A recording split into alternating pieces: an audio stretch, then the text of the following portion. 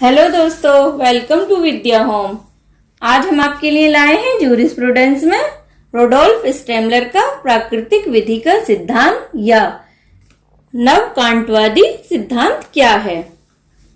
तो चलिए देखते हैं प्राकृतिक विधि की विचारधारा क्या है। प्राकृतिक विधि का तात्पर्य ऐसी विधि से है जिसके नियम और सिद्धांत का आधार सर्वोपरि स्रोत होता है।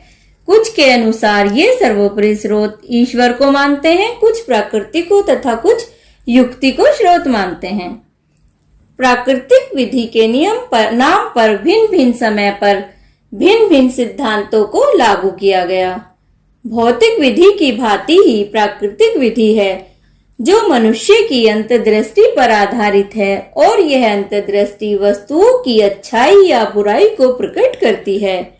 समाज में ईश्वर का प्रकृति द्वारा दी गई अंतर्दृष्टि से न्याय करना प्राकृतिक न्याय है। यह मनुष्य का नैतिक कर्तव्य है कि वह खुद को प्राकृतिक विधि के अधीन रखे। रोम राज्य की विधि ने प्राकृतिक विधि पर प्रभाव डाला। इस विधि के अनुसार मनुष्य की आदत जन्म से भलाई करने की है और उसे ऐसे कार्य करने चाहिए जिससे लोगों की पीड़ा दूर हो सके। प्राकृतिक विधि को काल और स्थान विशेष में परिवर्तनशील माना गया तो इस नई परिवर्तित अवधारणा को परिवर्तनीय तत्व युक्त प्राकृतिक विधि कहा गया।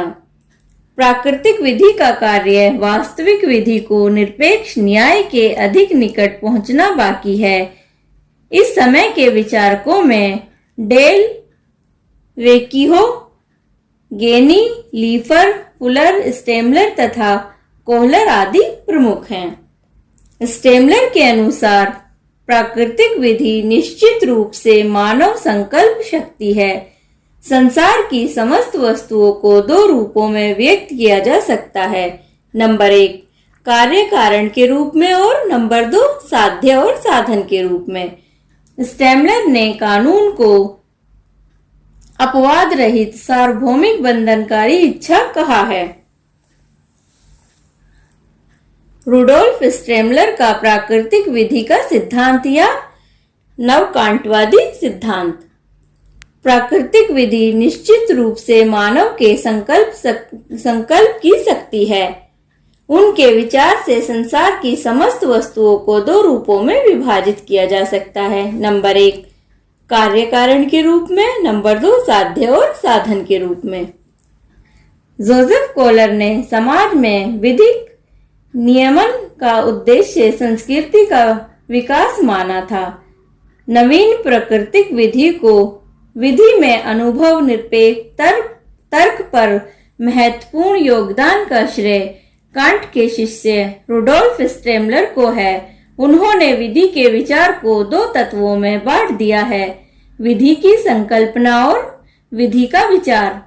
कांट के अनुसार विधि उन दशाओं का समुच्चय है जिसमें एक स्वतंत्रता को दूसरे की स्वतंत्रता से संतुलित किया जा सकता है, जबकि रुडोल्फ स्टेमलर ने कांट के विचार को त्रुटिपूर्ण माना क्योंकि यह ठीक या उचित के साथ विधि की संकल्पना का भ्रम उत्पन्न करता है।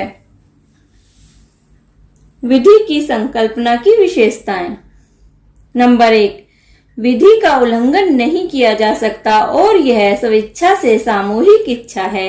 नंबर 2 विधि सामूहिक इच्छा है, अतः यह सामाजिक जीवन का प्रतिबिंब है। नंबर 3 यह सामाजिक सहयोग का माध्यम है, केवल इच्छा की पूर्ति का साधन नहीं। नंबर 4 विधि सामूहिक इच्छा की अभिव्यक्ति है जो स्वेच्छाचारी और संप्रभु है। नंबर 5 विधि के एक बार लागू होने पर उसका उल्लंघन नहीं किया जा सकता। नंबर 6 यह विधि नागरिकों और विधि निर्माताओं पर समान रूप से लागू होती है। विधि का विचार। विधि का उद्देश्य न्याय स्थापित करके सामाजिक जीवन में एकता लाना है। सामाजिक उद्देश्यों के साथ व्यक्तिगत इच्छाओं का समायोजन कर इस प्रकार की एकता कायम की जा सकती है। इस एकता को कायम करने के लिए उचित नियम बनाए जाते हैं। इस प्रकार सामाजिक आदर्श उचित विधि द्वारा प्राप्त किया जा सकता है। सामाजिक आदर्श को प्राप्त करने के लिए 4 आधारभूत सिद्धांत को ध्यान में रखना चाहिए। इन 4 सिद्धांत में 2 सम्मान से और 2 भागीदारी से संबंधित हैं। नंबर 1, सम्मान के सिद्धांत। ए, व्यक्ति की इच्छा के तत्व दूसरे की निरंकुश इच्छा पर आधारित नहीं होने चाहिए। बी, हर एक विधिक इच्छा इस प्रकार स्थापित की जाएगी कि बाध्य व्यक्ति भी सहप्राणी बना रहे। नंबर 2, भागीदारी संबंधी सिद्धांत। ए, विदित बाध्य व्यक्ति को निरंकुश तरीके से समुदाय से बाहर नहीं किया जाना चाहिए। बी, निर्णय की कोई भी विधिक शक्ति प्रभावित व्यक्ति को समुदाय से केवल इस सीमा तक बहिष्कृत किया जा सकता है कि वह समाज का सहप्राणी बना रहे, अर्थात उसका आत्मसम्मान कायम रहे। इस सिद्धांत में व्यक्तियों की इच्छा की जगह समुदाय की इच्छा को अधिक महत्व दिया गया। दूसरे प्राकृतिक विधि में यह भी निष्कर्ष निकला कि उसमें परिवर्तनशील तत्व भी विद्यमान होते हैं। दोस्तों, विधि के विषय से संबंधित वीडियो और important notes and question bank के लिए नीचे दिए लिंक पर विजिट करें www.vidyahome.com। Thank you guys.